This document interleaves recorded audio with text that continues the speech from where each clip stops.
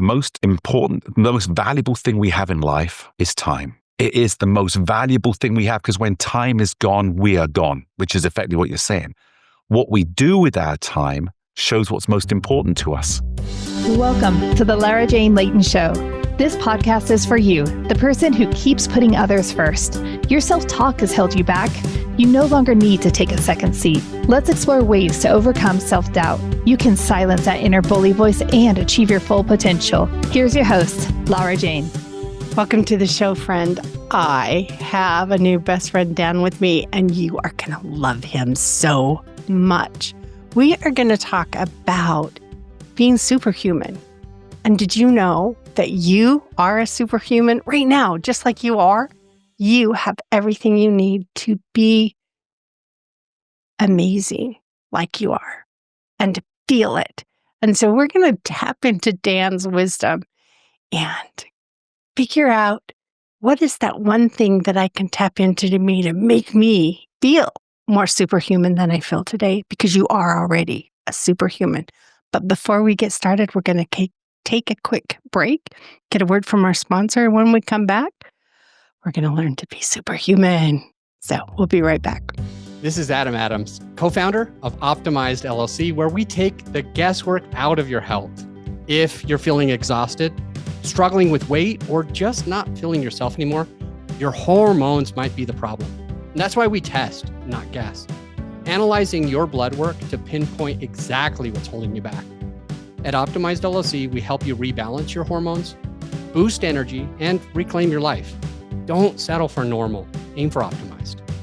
Just go to optimized.com to book your free introductory coaching call. It's a free call to help you take the first step toward feeling your best. All right, Dan, this is going to be so fun. I am thrilled to have you here. You are amazing, and our friend's going to love you. So let's talk about being superhuman. And, maybe some of your backstory is really going to help them to understand how you tapped into your superhuman and moved through it and what we could do also. So Dan, take it away. Help me. Lara Jane, thanks so much for having me on here. And I send my love to everyone that's listening. It's so important that we reflect energy because that's really what sparks life.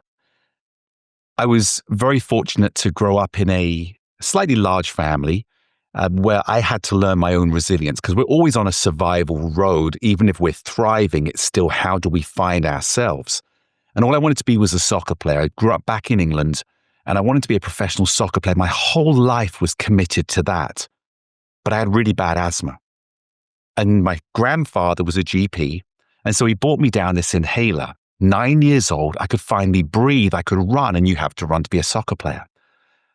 But there's something that I believe in. We have to stay passionately curious if we want to discover ourselves. A 9-year-old boy traipsing off to a library to read about the respiratory system. Don't ask me why, I have no idea. It was just in my head. But I thought, my body is made to heal. Why do I have to take something from the outside to have the inside flourish? Because we are born to heal. You think about it, we're made incredible. And I read that if I took my inhaler, it would work, but my system would become lazy. And I didn't want to have a lazy system that relied on something. So I had to tap into who am I? And when we really discover who we are, it's incredible how powerful we feel. Every time I take a drink of my Red Bull to get my brain sparked, I think I am creating a worse. My body now doesn't need to do it itself because I rely so much on caffeine. It's like, and you did the same thought process, but you actually quit. I still let it get me lazier and lazier on the inside. Well, you're not wrong to use it, but I'm going to change the way you think today because everybody, when we tap into our natural resources, it's going to be incredible. So I was able to run the asthma out of me. Kid decided he's going to go to the park, run as far as he can away from his jacket, collapse, be breathing like I think I'm going to die. I can't breathe. But eventually I'd recover and I'd run back to my jacket. And over time, I became a runner. I ran for my school back in Bournemouth in England. And suddenly, and this is jumping forward, my dream changed. I want to be a professional soccer player. But when I got to the professional club, I decided what I thought it was going to be, and it didn't fit my goals and dreams. And I didn't want to fit in to something that wasn't me. Pretty brave decision because I didn't know what I was going to go to. But next thing I know, I got invited to audition for a dance theatre school in London called Layton Theatre Arts. And here comes this guy, did 8 years with the Royal Marine Cadets training, soccer player, and suddenly here I am in ballet tights becoming a professional dancer. But I'd like to take people back just a little bit to explain where this comes from in 8 words that I live my life by. Now, growing up, I didn't have a great relationship with my father, but he was always my hero. I saw him as a man's man. Telling him that I was going to become a dancer was really, a little scary moment. He had gone through military and he was a tough guy. But I was surprised to find out that he loved musical theatre. So he took me to see a show called Starlight Express, Andrew Lloyd Webber, that everyone will know from Phantom of the Opera, Cats, Jesus Christ Superstar, Joseph's Technicolor Dreamcoat. And I sat and I watched this show, Starlight Express. It was kind of the biggest gift that he had ever given me, actually taking me to see a show. And I was 19 at the time. At the end, he said to me, "So Dan, what do you think?" I go, "Oh, it was incredible. These people were like demigods to me. The performers, the beauty of it, and it's so much energy." And he said to me, "Dan, one day you'll be in that show." And I said, "No, I'll never be good enough. Here's a guy that's never done it, never even been to a show in my life. And my dad's saying you're going to be in this, what became the most sold out show in the world in Germany." And he looked at me and he said 8 words that I live my life by. So talk about an impact from somebody you didn't have a close relationship, but these 8 words, very simple. Somebody has to do it. Why not you? Let me say that again. Somebody has to do it. Why not you? And that was really the birth of me going, pretty crazy. Everyone that's listening, someone is going to live the dream or overcome the frustrations that you are going through and celebrate the success. Somebody's going to do it. Why not you? I love it. It's so powerful because it is. If that's the role you want, go for it. Be it. Dream it. Embrace it. And this is, I think you use this without saying it, but if you get close to that goal and you change your mind, that's okay. I wanted 12 kids once. I'm happy with the 3 I got. I don't need 12. But we can change our minds. And everything we've done up to that moment has prepared us for a new path. And so here you are trying to be a soccer player. You overcome your asthma, which you're going to need to get on stage. You're going to have that. And now you have the ability to change your mind. So it's so amazing. Thank you. Yeah, I went on to incredible things. I lived in 7 different countries. I performed in front of more than 5 million people live. I don't know how many millions on TV. But it was because I never saw obstacles. I saw opportunities, but I had to navigate and have the right mindset to be able to not see them as obstacles or sticking points. There's a great saying that I love. Before every great breakthrough is a greater breakdown, because that's where most people stop. So how do we rise? How do we find our success when so many people stopped? Another saying, every level has its own devil. The devil I look at as the lesson. If we're not willing to learn the lesson, and learning the lesson means we're actually taking action, we can understand it. If we don't want to take the action, it doesn't really matter. Then we will not go to the next level. And what's the next level? Everyone has their own ideology of success. But for me, I found that we thrive best when we're happy, when we feel love and feel loved. And everything seems to expand off of that. So it's an amazing journey that we're on. But I strongly believe the magic we seek is in the work we avoid. Think about that. The magic we seek is in the work we avoid. We know what we should do, but we avoid it. And part of the reason we avoid it is because the work is perceived as selfish. And yet I'm a huge believer that self-love is not selfish. Self-love is essential because when we commit to ourselves, we have more to give to others as well, but we feel fulfilled not by external rewards or external opinions, but we become our environment. And the most important environment we have to create first is the one inside us. You know, when you talk about that selfish in my brain, I'm thinking of my car driving down the road and go, oh no, don't stop for gas. Let's keep going. No, we need to fill you up. And we need to treat ourselves as good as we treat our cars. Let's get in for the maintenance. Let's get all these things that we do to keep our cars going, but we keep pushing through. We don't even take the time off. It's like, oh, I won't go to yoga tonight, or I don't need to do my meditation this morning. I got too much to do at the office. Or not that those are the key things. They're things I do in my life, but it doesn't mean that's what's going to help you. But what is it that's fine tunes you and makes you feel good and run on your superpower? That's what you want to do. And make the time for it. Fill yourself up. And, Dan, you've done such a great job of doing this because I'm really good at ignoring it. You're talking about doing all those things. I'm like, yeah, I love to avoid things.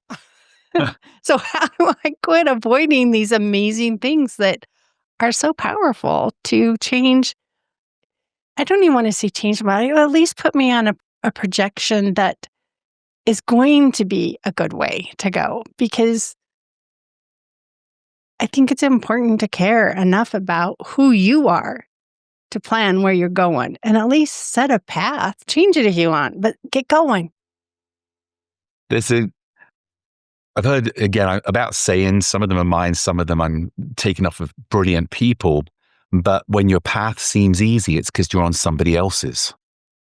Anytime you're going to forge your life, there's going to be struggles. You've got to push through the weeds. Sometimes you've got to cut down the trees to be able to get to where you want to get to, but you have that power and it's incredible. So the hard part is we go, well, I just don't have the time. I don't have the ability. But we forget that our greatest impact is also our example. So if you're growing up with children and you commit everything to them, one, you're taking away the resilience and trust that they will problem solve. We become resilient and experts by how do we overcome problems. But also, I have the most incredible mother. She's, a doctor. She didn't become a doctor till 50. She had 5 kids, a disabled brother. She was a single mother. We all, she did so much to give us the opportunity. But her work ethic was surrounded by love and giving us freedom of children to find our own path.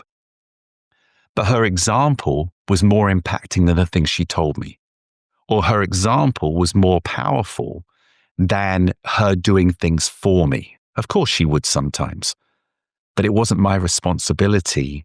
Sorry, let me rephrase that. It wasn't her responsibility to do my work for me. Otherwise, I become less than I should discover within myself. If I continue the story on, Laura Jane, 1994, I'm in a show in Las Vegas, Starlight Express, with Andrew Lloyd Webber. We had the biggest show in Las Vegas. My face was the biggest sign in the world, freestanding sign. And maybe I should have noticed when the sign fell down during a storm one night and smashed over Paradise Road, that should have been a sign. But during one of the shows, I fractured my spine on stage and was paralyzed. And the doctors said that I would be disabled for the rest of my life. And here I was coming from England, all these dreams, wanting to go into movies, really sharing my passion and story with people. And suddenly my life was ripped away from in front of me on someone else's perception.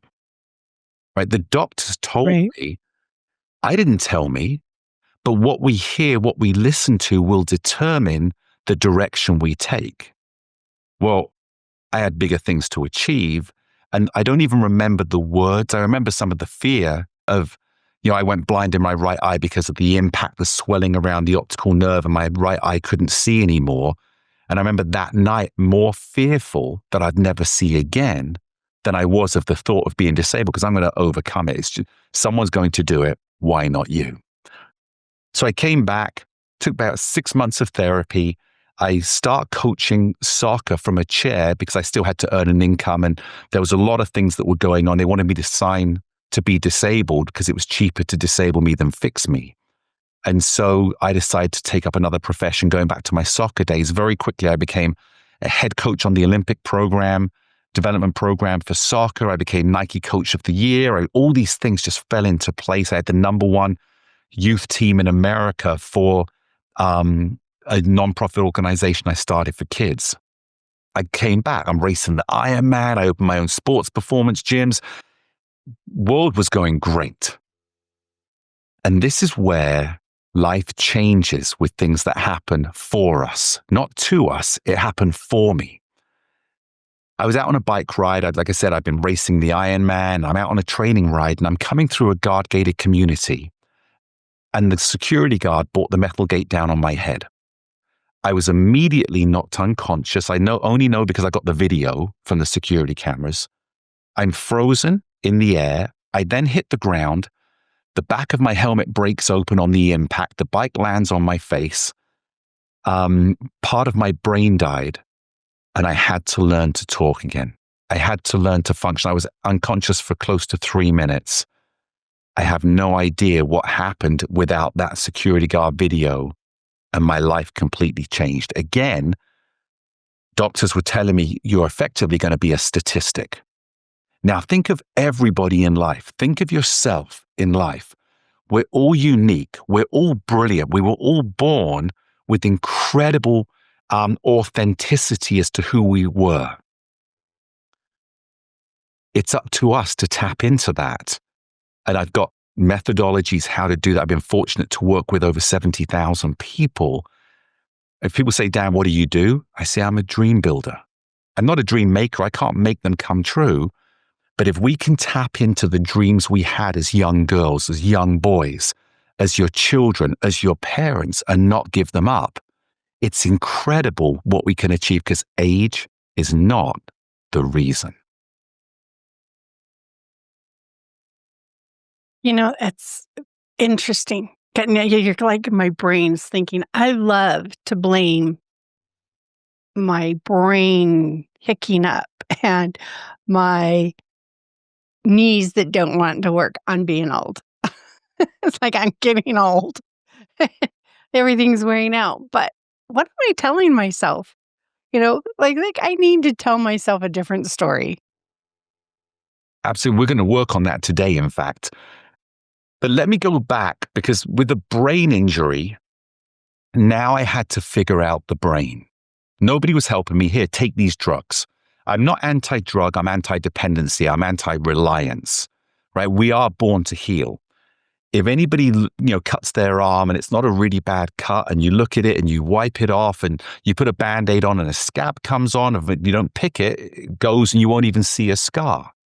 That same system that heals us on the outside that we trust is also working on the inside in multiple different ways, not just from disease or inflammation, but also in our ability to be superhuman.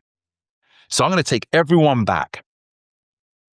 We were once a baby, or you've given birth to a baby.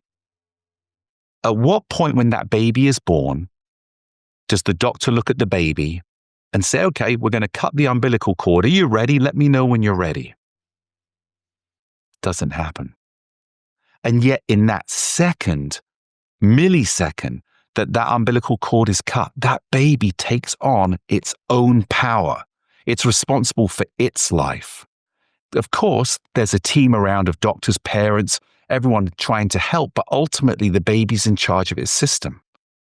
And as we continue to grow, our system, our autonomic system of blood pressure, body temperature, heartbeat, all the things we don't think about that happens, is active because we're breathing, because of the energy, because of the oxygen, which is the first pillar in my 7 steps. When there's a problem, we can only support it. We can support that baby, the love of your life. And yet the baby still continues to thrive. Now, when we're born, a lot of people don't realize we have roughly 86 billion brain cells, our neurons in the brain, and a baby's brain is completely flat. There are no grooves in it that come in. What we don't have is the alignment of the brain, what's called the synapse, where the messaging comes in. So as a baby sees you smile, it goes, oh, smile, and it figures out how to smile back. And then it sees you walking or it hears you say something and we start replicating words. That's the lines within the brain that are being connected. And all those 86 billion neurons working on multiple different areas within the body start to happen. They start to form, and that's how we become educated. Now, the sad thing is that when we're born, we sign a societal contract without even knowing that we agree to follow the path that we're told to follow. So when you see kids playing, and 1 to 5 is, or 0 to 5 is a critical age of freedom. But look at what we did when we were kids. We would up, we'd play, we'd run out, we'd create, we'd make up silly games because someone told us it was silly, but our brain was alive. We were flying and we dreamt incredible dreams because we were free to do it. And slowly, we didn't build walls. Walls were built for us to keep us in. And when we stepped out, we were told, stand up straight, don't do that, sit down, study, which are all great moments, but it shouldn't be the control system within our life. And so that's where I say we're all born superhuman, and slowly it's drained out of us on responsibility or commitment, which is great to have, but not instead of us also living our own life.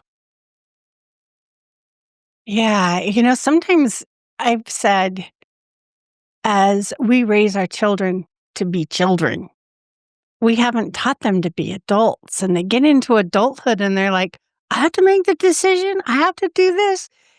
And they're kind of like this, throw you out into the universe and let you just figure out how to do it, which is kind of what you're saying is we have this, what some people call domestication. You must act like this to be loved. You must act like this to make friends. You must act like, and there's all these rules we learn that are just made up. And if we can tap into our own natural abilities, like you're talking about, who am I? I have been so layered with other expectations that way you must act. Unless you make a lot of money, you're not cool. I think those people that can farm and live on their own, and that's cool to not be dependent on society. I am so dependent on society. I don't know. So maybe it's because I think that's cool that I wanted. But that's how we're taught. That's what we teach our children. That's what we teach our friends. Oh, well, you're not smiling today, so I'm not going to talk to you. Oh, well, so-and-so doesn't like you, so I'm not going to like you either. So it's like, when did we give up our own choice and let all these rules control us? And how do I get rid of those rules? I think I'm getting closer, one layer at a time, one rule at a time. I'm not there yet.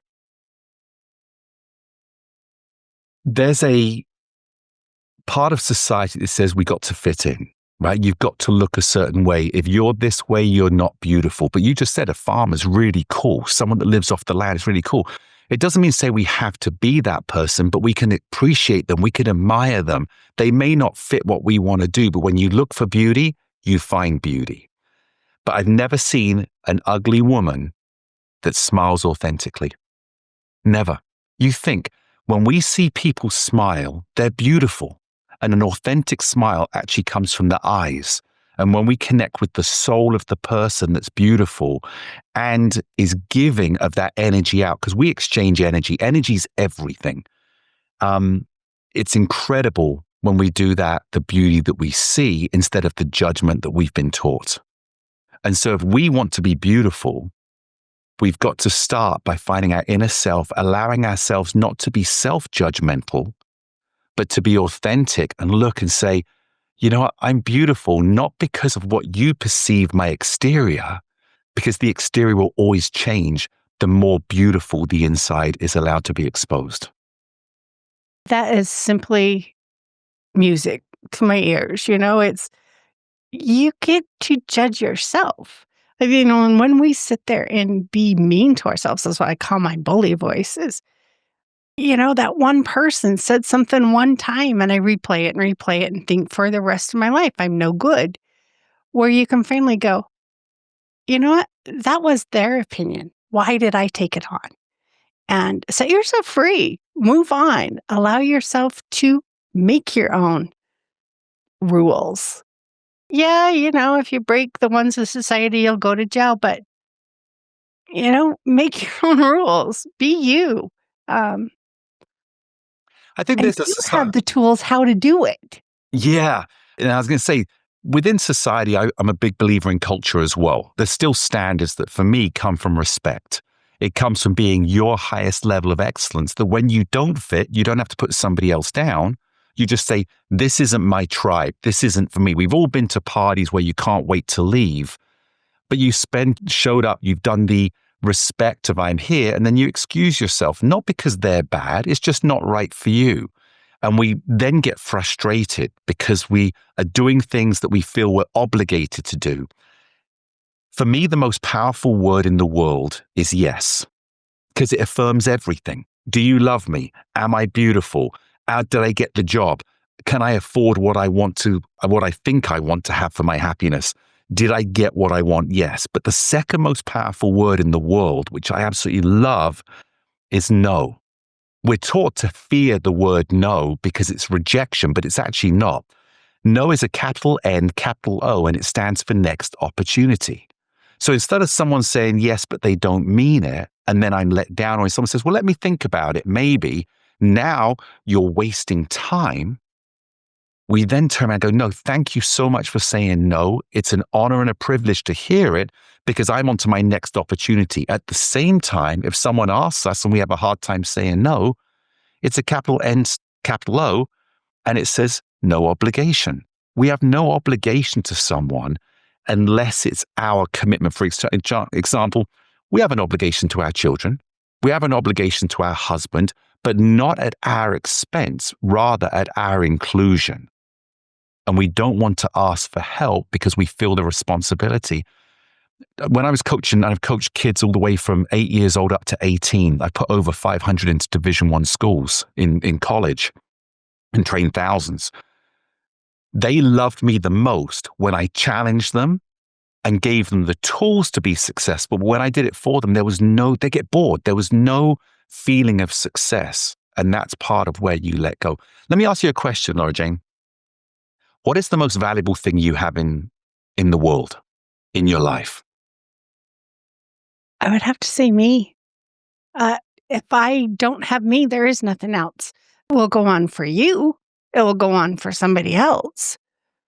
But then it ceases to exist. And if you're asking me what's most important to me, it's got to be me. I'm going to make it even more specific here, and you're so on. The most important, the most valuable thing we have in life is time. It is the most valuable thing we have because when time is gone, we are gone, which is effectively what you're saying. What we do with our time shows what's most important to us. So if someone wants to sit on and they complain that I'm not being successful, and yet they're going to sit on the sofa and play video games, that video game is more important than the success they claim they want. The same as I want to be a great parent, but I'm going to drain my own time by overdoing for others where I can't be my best. And there's a way, I don't look at it as a lack of time. I look at it as a discipline of time and being strong enough to say, this is my time, even if it's 15 minutes, this is my time you give to yourself. Because a very easy way to describe this, everyone has cell phones. And when it's charged 100%, we feel confident. And the phone can run with 100 apps and we can record and we can communicate with anybody in the world if we have their cell phone. But if we don't charge that phone and it slowly goes down and goes down, we actually start feeling stressed. When we look at our phone and see it's at 20% and that red bar comes on, we actually feel stressed. I got to charge that phone. I've got to put it in. I've got to plug it in because if it goes out, I can't communicate. I need it. Well, we as humans are exactly the same. We run on bars, green bars of energy. Without energy, which comes from oxygen, it comes from hydration, comes from sleep, comes from nutrition, comes from exercise, and we'll jump into those quickly at the right time for actionable items. If we don't recharge us, we're no different than a cell phone that's running on 5% with all these apps going on in the back, my children, my getting to work, my business decisions, my bills, my responsibilities. These are all apps that are going nonstop. When do you recharge yourself? And it's very easy for us to look at a cell phone and understand. But when we look at ourselves, because we're incredible, we're superhuman, our body is built to survive, what becomes tiring becomes the norm because the body adapts to being at a lower level. So how do we take that and create the setup, which is so simple to do if you're committed to doing it? It shouldn't cost a penny to have health. When we go out there and, for example, you'll go and buy your caffeine drinks. Is it Monster? Is that the one that you love? Red Bull. You love Red Bull. Got to make sure the sponsorship's through. I don't want to bring in another company here, Laura Jane. But if we go do that, you're spending money to get energy. Well, I can give you energy without having to spend a penny. So let's go through the 7 pillars. Every single person on this earth, because we are made up billions of cells. All right. I want to hear these. So I have 7 pillars for natural health. Number 1 is oxygen. Oxygen feeds the mitochondria. The mitochondria is our energy cells, right? That's what we get. And within that, we have ATP, glutathione. These are what feed the cells. And the cells communicate with the cells. And these are energy cells. Let's not get them confused with brain cells, right? Brain cells get the energy from the mitochondria. If we didn't have that energy, like a cell phone, we're going to shut down. Oxygen fuels the mitochondria. So it's important that our breath work that carries our breathing is on point, not all the time, but we should be able to look at breath work and say, what is it that changes my emotions, which we know from the way we breathe? For example, if someone suffers from anxiety, they start breathing a little bit faster. And when you breathe faster, the body goes, hang on a minute, I'm going faster. There's got to be something wrong. Then we go to fear. When we have fear, which increases the anxiety, then we start hyperventilating. And we're taking too much oxygen. We're actually not absorbing oxygen at that point, which is why they'll say, breathe into a bag. What are we doing? We're creating carbon dioxide into the system. No different than holding your breath. The carbon dioxide level goes up, the oxygen level goes down. So now by breathing slowly and even breathing out more than you're breathing in, when you breathe in, the body goes, there's the oxygen, I'm going to absorb it all instead of rejecting it. So it's opposite of what we think. I need more oxygen, I got to breathe faster. No, you need to slow down. And when we breathe slow, our emotions change physiologically, which obviously then gives a reaction to our thought process. Oxygen also is so important for us to be able to have the brain function. If someone has a stroke, has a heart attack, has some sort of restriction of breathing, our whole communication within our body begins to slow down. And learning how to breathe and being in a good environment is critical. I could go into it much more, and I want to go to the next one because there's so much that supports each one. But number 1 is oxygen. What are you breathing? What's the quality of the air? And how are you breathing? That is no different than plugging in your cell phone to the wall and getting those cells revamped and re-energized. I love it. Okay, so now I know why sometimes I breathe different. And then that's like, and then when you're in fear, it's like the best way to get out of it is to slow it down. Yeah. And tell yourself, I'm okay. Because we are what we think. I am safe or okay. Either works. Yep. I'm going to function. Trust it. Trust yourself. Trust that brilliance of the superhuman you were as a baby that knew how to do it. If you think about it, the very first thing a baby does is take that first breath. As soon as it comes out, they get the baby to breathe, and it takes that first breath. And you've had your baby and you heard it, you'll never forget it. If the doctors, they hear it every day, the nurses hear it every day. It's actually painful. the first breath of a baby because it's never done it. And suddenly all this body, little baby body is getting filled with oxygen. And so what happens? The baby then begins to breathe not so deep because the system goes, oh, it kind of hurts. So I'm going to breathe a little faster so it doesn't hurt as much. But it was just the initial impact. And that's why we change as a baby, right? Understanding what we're feeling. So let's go to number 2. Number 2 is hydration. Hydration is critical. And this is where I'm going to get on you, Lara Jane, in here to help you in here. Let's go through the process. More than 75% of adults in America in a chronic state of dehydration. Let me say that again. 75% are in a chronic state of dehydration. I used to think it was 50%. I work with a lot of seniors, a lot of adults, MS, Parkinson's, ataxia, stroke survivors, just aging because I specialized in brain to body for balance, recovery, and mobility. Hydration is critical because blood carries the oxygen. When we're dehydrated, so does our blood thicken. When our blood thickens, our heart has to move or work harder. It's harder to get the blood to go around, and 25% roughly of all oxygen we breathe goes to the brain. Think about that. Our power force in life is our brain. Our life force is our heart. Remove either of those and we're not here. But if we take care of making the heart have this easiest way to pump the blood and get the blood able to move around the body because it's hydrated, now we can feed the mitochondria in our cells. Now, what we drink goes to our brain. Water is critical. Now, we can overdrink as well, or we are told you need to drink 8 glasses. You got to drink 16 glasses. It's too much. And I have a program which is how to become perfectly hydrated, which is really about sipping water through the hour. Not looking at a glass and going, I've got to drink that glass. And on the hour you haven't, so you down it because now you feel bloated. You can't, you just want to go to the bathroom. You can actually swamp the cells or they just get urinated out. And one of the biggest places in this is when we go to sleep at night because we'll go 6-8 hours without drinking. And then we haven't drunk 2 hours before we go to bed because we don't want to wake up and go to the bathroom.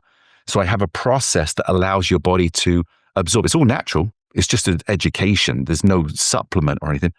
It's how you do it, not what you do.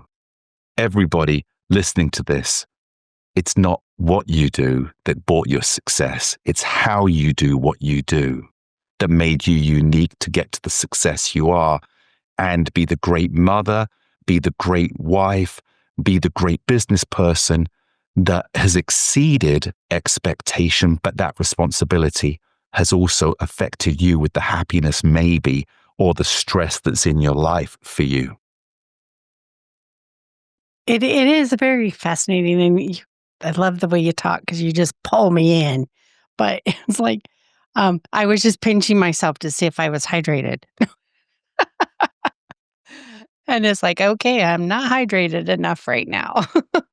Well, let's go into water. Water's the pure source, but there's dirty water and there's dead water. Dirty water is unfiltered, but we have a filtration system in our body, but that filtration system will get overloaded like any filter would. That can also come from oxidative stress.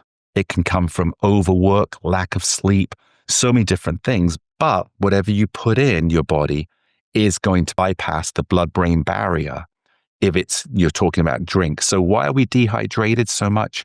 Because we are doing sugar drinks. We are doing coffee more than water. Our cells are not going to respond positively to caffeine drinks or the sodas or the things that are addictive because it releases the dopamine effect when we take, oh, that tastes good. It's not good for us. And so what we're doing, we're forcing our body to have to work harder to overcome what we're putting in. But at the same time, we don't change because either we've had a kick from it, we get used to that caffeine buzz, or we like the taste. And then when we eliminate it and we just go to water, it doesn't taste. So then what we do, we put sugar in our water to make it taste good. But in roughly 72 hours, your body will reset its taste buds if you can stick with it for 72 hours and commit to finding the beauty of the taste of natural. We want that in our physical appearance, how beautiful we are naturally, but we don't want to put it into our body. I love it. We're going to give it a try, but I will commit to at least 72 hours. But you have to replace it with something. You can't. So It will be water. I yeah, love my water. I'll share my program with you at the end. So that Okay. because it will help you go through, because it's structured. Nobody wants to be left on their own during a change. It's hard because we fall back into our habits.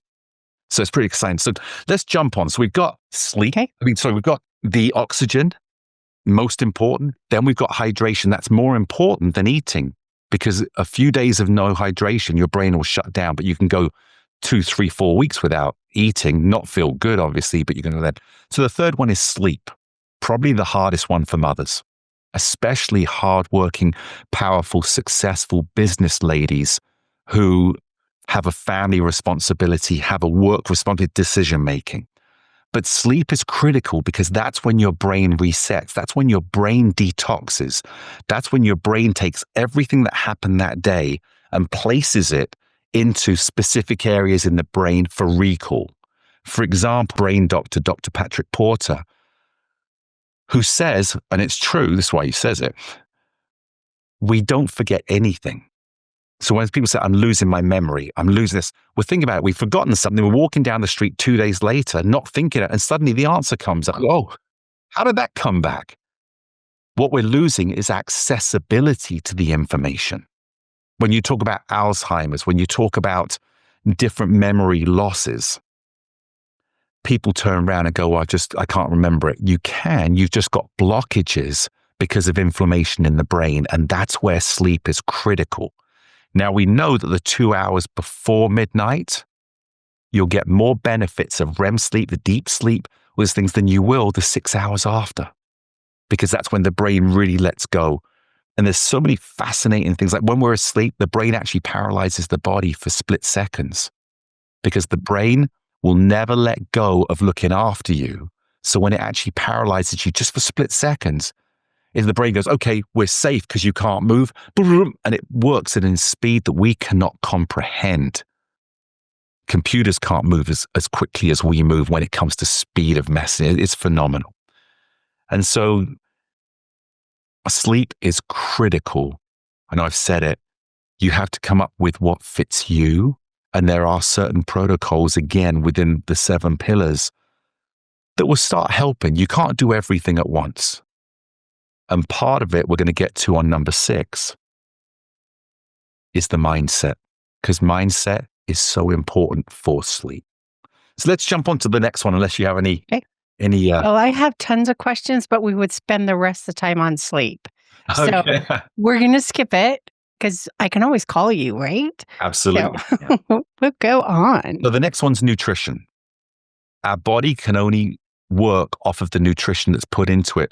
There's a huge movement right now on gut health, the leaky gut, that when we put the wrong things into our body, it breaks through the cell walls, gets into our blood-brain barrier. And we know with the chemicals that are in our food that it is disrupting our brain flow. But it's hard to eat healthy, especially when we become addicted to certain tastes of food. But I don't know if you've ever experienced this, Laura Jane, or anybody listening. You taste something and you go, I don't even know if I like it. But then you have another taste and you're, I'm not sure. Then you have another taste. And before you know, you're eating it, but you don't even really like it. It's not that it's disgusting, because that's the other extreme. This is because of chemicals that have been put in the food that they know how to activate our dopamine in the brain, which is the reward system. That's, oh yeah, okay, I like that type of thing. And so by putting chemicals in the food, and we'll go back to your farmers that are self-growing, so healthy. We've got to commit to having healthy foods, not snacks. And this is the one tip that I'll give here that everyone can take away that changed my life. And again, you're not wrong for what you're doing because it's what we've learned or what we've done, but there's better that we can do. When you're hungry, and this is a magical tip because it really changed my life in the way I eat. When you're hungry, don't eat. Nourish. That change of word from eat to nourish made me look at food differently.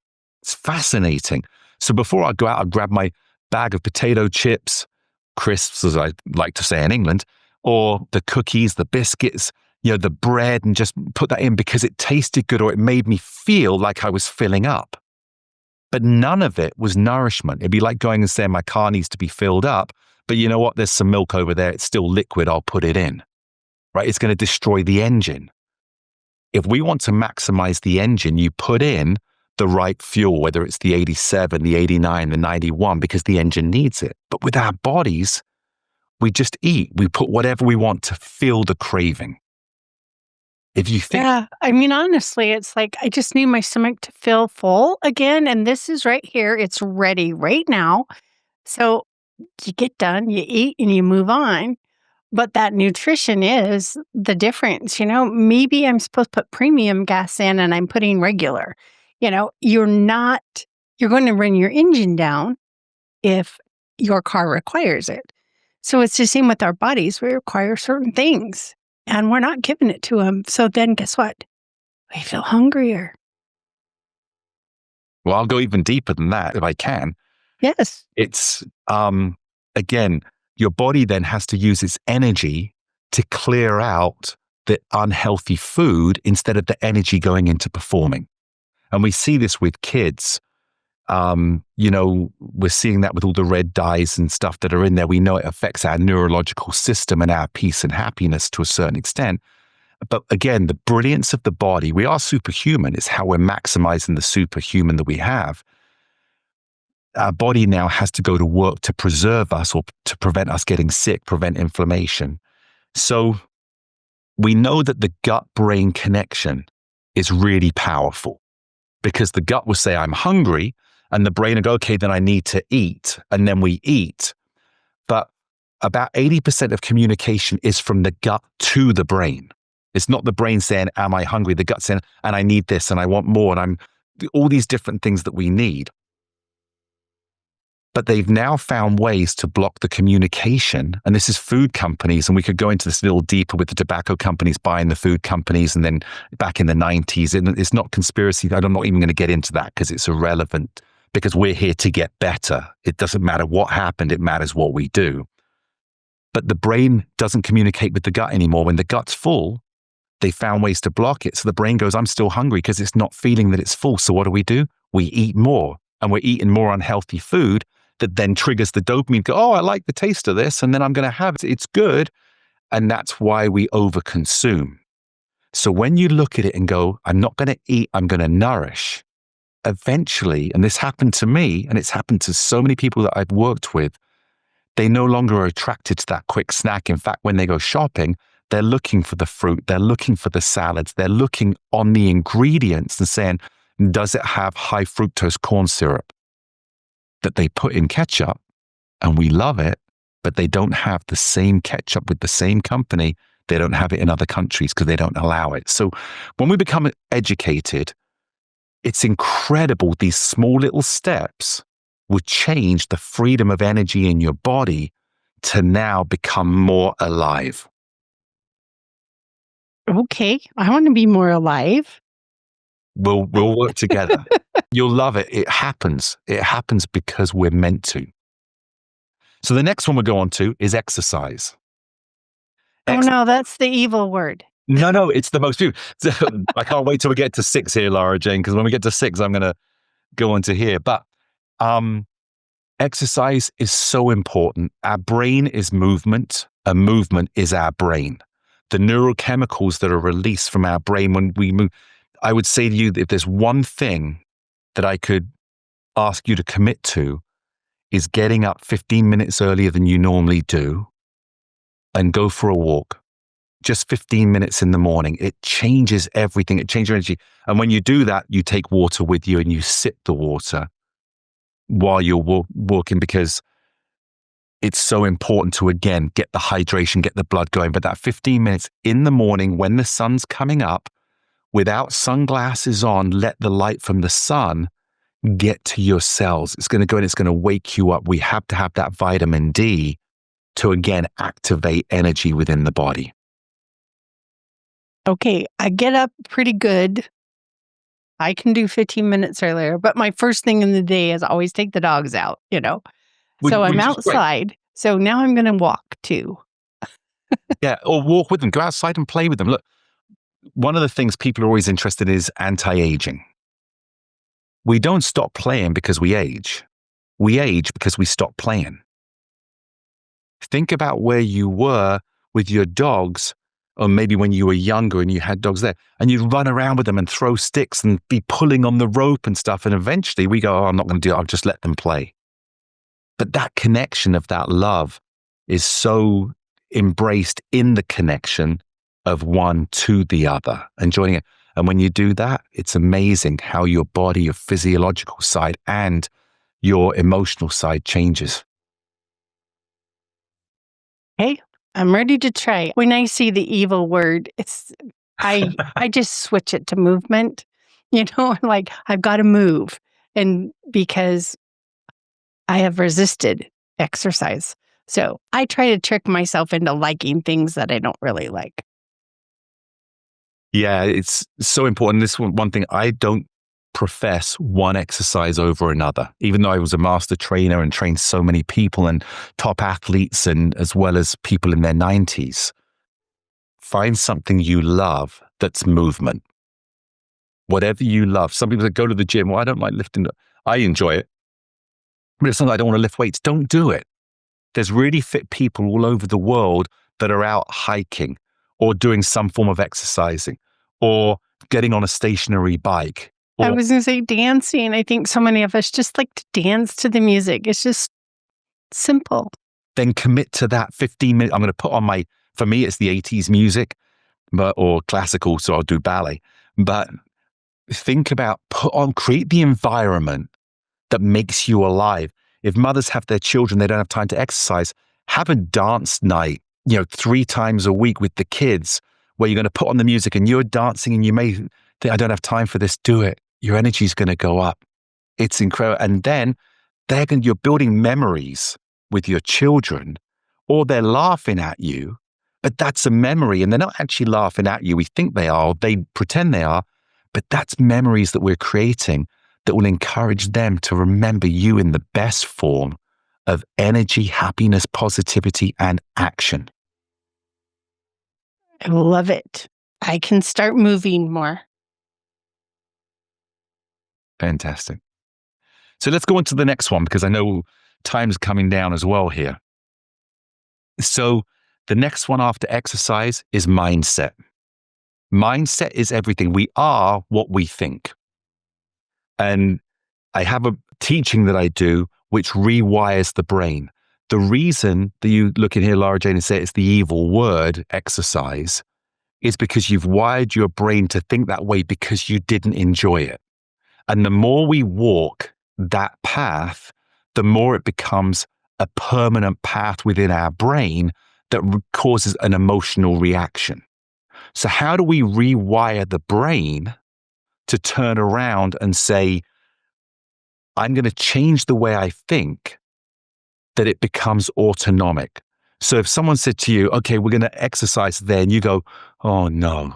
And they go, yeah, I'm going to put on the dance music and we're going to dance. You go, oh, okay, I'm fine. But the word exercise brought a passive trauma to your emotion before you found out what it was. And that automatically turns us off to take steps forward. And I'm not going to go into the whole mindset rewiring, but that would be another 25 minutes of what we go into. But you have to be committed to want to make that change for the right reasons, not for anybody else. It has to be your path, your journey. And I've had it where I've taught this, and people that have wanted to give up smoking or drinking, give up that day. And they don't go back to doing it. But a secondary component to that we won't talk about today, but it's fascinating. The power of our mind controls our brain. Our mind and our brain are 2 separate entities. What we tell the brain is all it will do. So again, the more we get into it. The hardware versus the software. Yeah. Okay. Absolutely. No different than a computer can't move or do anything if you don't give it information. But what you tell it is exactly what it would do. You're right. So I'm going to work with my brain. But it has to be a specific way, because we've all heard about affirmations and those things, which I think are great. In fact, there was proof in a test on women that when you go to bed at nighttime, and this is something else that you can do immediately, when you go to bed at night and you have gratitude or appreciation before you go to bed instead of stressing, your energy cells, your mitochondria, show a 10 to 15% across the board improvement of energy uptake. Think about that, just by changing your mind. And this is scientifically proven with, in the science labs and with testing and illuminating the mitochondria. Just by being appreciative before you go to bed at night, your mitochondria would be 10 to 15% more available to increase its energy. So change my gratitude practice from the morning to the night, or do it both. I would say do it as many times as you can without doing it for the sake of it. But certainly before you go to bed at night, think gratitude, you'll find peace, and then we sleep better. It's part of the makeup. So mindset affects all the ones up above of it. Yep. When I teach, it's the first one I teach. In order of survival and thriving, your body's ability, the 7 pillars of natural health, mindset's further, because with the wrong mindset, you're still living. But with the mindset, we can make every other pillar even stronger. Okay. So let's get to number 7. The last. I'm ready. And this is critical. Challenges. If you don't give yourself challenges, we are declining. So think about, as a little girl, you had these goals or these dreams, or there was something you wanted to achieve, and it may have seemed unrealistic, but we dreamt it and we worked towards it without even knowing we were working towards it. We just did it. But we never thought that's unrealistic until someone told us. Now, in today's world, we're told this is who you've got to be. This is what you've got to do. Don't waste your time. You're too old. So the one thing I can't stand is you're too old now, or it's past you. I'm a huge believer that we can make our best memories forward, things that we can do, but don't set small challenges. Set the biggest. So I remember I was working with a 80-year-old lady who had fallen a number of times and no longer had the confidence. She woke up fearful each day. In fact, let me change that. I'm going to take that to Bob Eubanks. A lot of people will know who Bob Eubanks is. And I worked with Shirley MacLaine, who her goal is to win another Oscar in her 90s. She's now reached there. But Bob Eubanks would wake up every day fearful because he had fallen a lot. He was 79 years of age. And I started working with him. And in 3 weeks, he went from that senior shuffle, hunched over man to running 6 miles an hour on a treadmill, running up and down stairs. He couldn't even go up and down stairs, back playing golf, walking with his wife, and back on TV. When I said, what would you like to do? He said, I just want to be able to walk again without being scared of falling. I said, it's not enough. Set the challenge. He goes, I want to be back on stage. Okay, that's great. Where do you want to be on stage? I want to be doing my show again. Great. Set that, because to get there, you have to go through the small steps. But a goal is only worthy of the effort it takes to achieve it. A goal is only worthy of the effort it takes to achieve it. So this 80-year-old lady that I was talking about, she just wanted to walk around the block again. I said, what's one thing that you used to watch? Because I used to love walking to the top of that hill because I loved the view. I said, then aim for that. Because to get there, you're going to be able to walk around the block 20, 30 times. And she sent me a photo of her standing on top of the hill. Wow, that's awesome. One time I was a gymnast for years and years and years, and I swore I would never, ever give up being able to do a cartwheel because I felt like, okay, that's the minimum. And one day I couldn't do one, and I've never tried again since. So is it a big enough challenge to say I'm going to do a cartwheel again? I believe it is, but I would like to put it in a specific place. Like I want to go to the sand. I want to do a cartwheel in the sand and run in the ocean. Something that gives it more life. But you have a fear right now of doing a cartwheel. I'm guessing into why you're not doing it, right? There's a little fear. I don't know if it's fear or if my muscles just don't work anymore.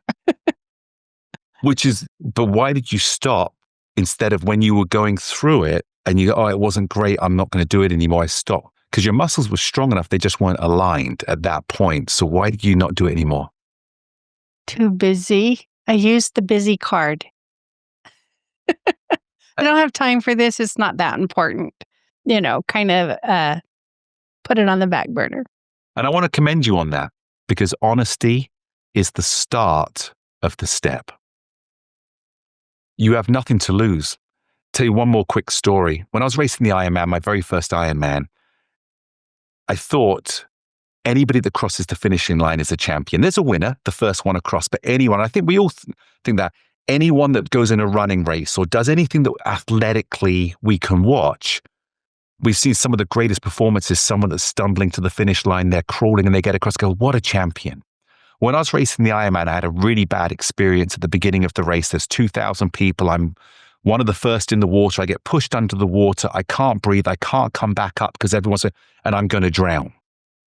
And I found I'm fighting to get back up. I couldn't. And I just kind of went to this peace place that goes, I'm going to drown.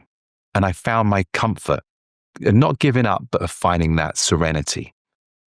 And then I saw where I could get up, because instead of panicking, I now saw this whole, oh, now I became cognitively aware of my surroundings. And when I broke the surface, I was like out of breath. Oh God, I'm done. I can't. And I was giving up at that point because I was so panicked once the reality set back in. And I sat there for 2 minutes. This is in Penticton in Canada. And suddenly she said, Dan, just start swimming. Just start going. And I just started swimming. And then I kind of got into my rhythm and I trained really hard. And then I start passing people, and then I have a great swim. I finish faster than I thought I was going to. I get on the bike. I'm out biking. I see bike crashes, people with blood coming out of their head, limbs broken because they've crashed or they've hit something or gone too fast and slid. A mile from the finish on the run, which is a 26.2 mile run, and a guy next to me collapses. His whole body froze up. His muscles are so tight that he's just cramping. And I'm shouting to people, please come and help him, because there's the lines of people watching. But I didn't want to stop because I didn't know what was going to happen to me. But I crossed the finishing line, had the most amazing time. 30% of people that do the Ironman visit the medical tent. I helped all those people to the medical tent. I waited till the last person crossed the line. I felt so jubilant. And then I got on my bike at midnight, biked back to the hotel, woke up the next day and felt amazing. It was then that I realized, and this is for everybody listening, you don't have to cross the finishing line to be a champion. You just have to step over the start line, because we don't know what's ahead. But everyone that stepped over that start line today was willing to risk not finishing to experience the journey. And they all had the goals to finish. And some of them couldn't, but it wasn't because they weren't good enough. It wasn't because they didn't have the power. It wasn't because they didn't have the potential or put in what was needed. Something happened along the way. But every single person that steps over the start line of a journey that has a power to it, that has something higher than the lowest level of accomplishment, you're already a champion. And that's why we're born superhuman, because we took our first breath.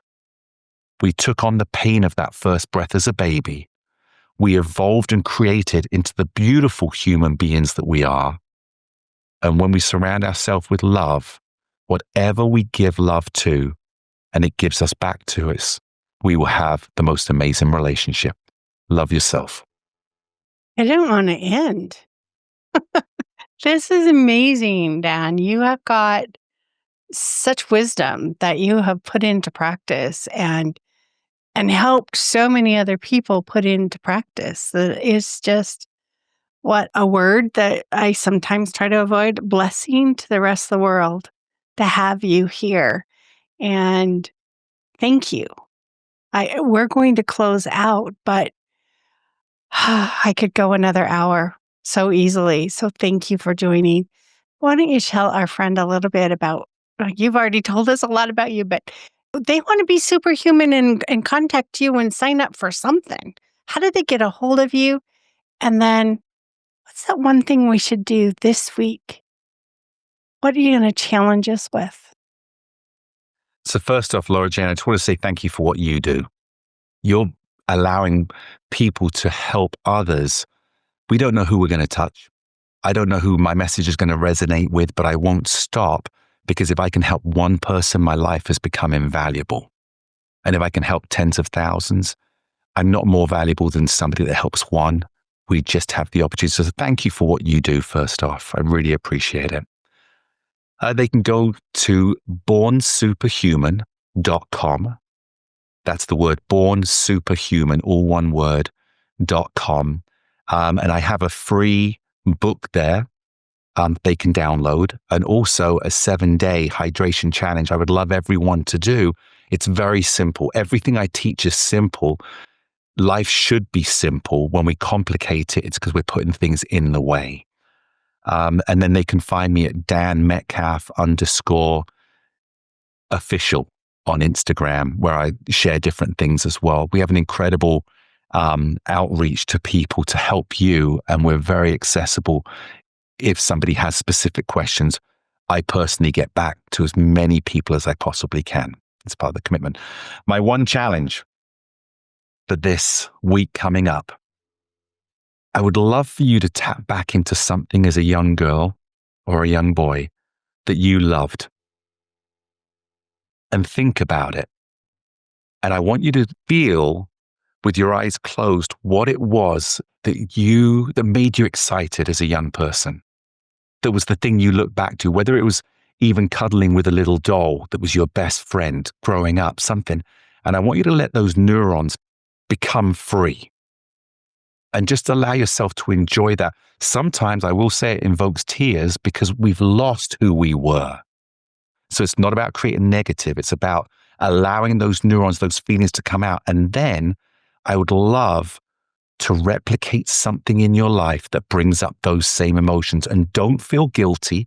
Don't feel silly. Don't feel, there's a word I don't like. I'm not even going to use it actually.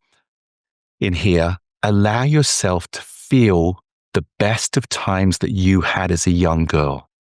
And that will help you become alive again. And then find how you can bring, like we talked about, maybe putting music on in the house that reminds you, something that invokes those neurons. And I would love for you to experience that and understand it all came because you were born superhuman. We can reverse the effect that society had on restricting us. We can still do everything we're doing, but do it with love for yourself. And that's easy. Well, if we haven't learned to love ourselves, it might take a little bit more time, but I think the first step in loving is grace. So if you don't get there, give yourself some grace when you feel like you're messing up. So that will turn into love. I love it. Thank you so much. Friend Dan and I are not medical or mental licensed professionals. We are here for entertainment. People that have gone on our path, cleared the way, and I'm willing to help you too. So if you need someone to shine a light on your path, let us know. Thank you for joining, and stay tuned for the next episode. Are you tired of waking up exhausted? You are not alone. If you're looking to take your life back, let's start with the simple step of adjusting your self-talk. Stay tuned for the next episode with your host, Laura Jane. Remember to follow the show so you don't miss the next simple step that you can use to feel more confident. And please leave an honest review.